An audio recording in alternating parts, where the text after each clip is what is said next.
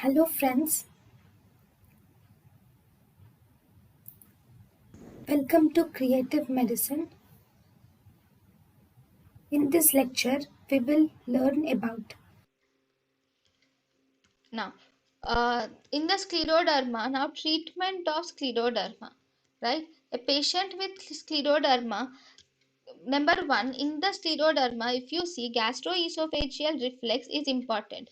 So, in order to prevent the reflex, we can give proton pump inhibitors can be given to the patient with asking the patient to take antacids can be given, and also elevation of head end of the bed can be recommended for the patients with reflexes. And even strictures are also common in scleroderma.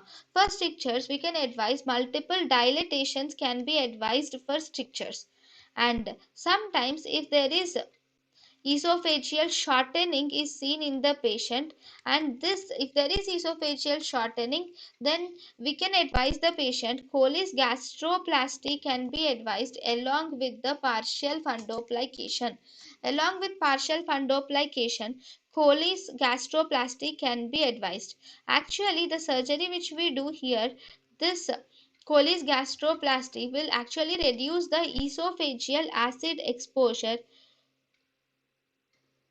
but it does not return to normal because of poor clearance of the function of esophagus. Because the function of esophagus, that is the peristalsis of the lower portion of esophagus, has been defective, so this reduces the esophageal acid exposure, but it does not return to the normal.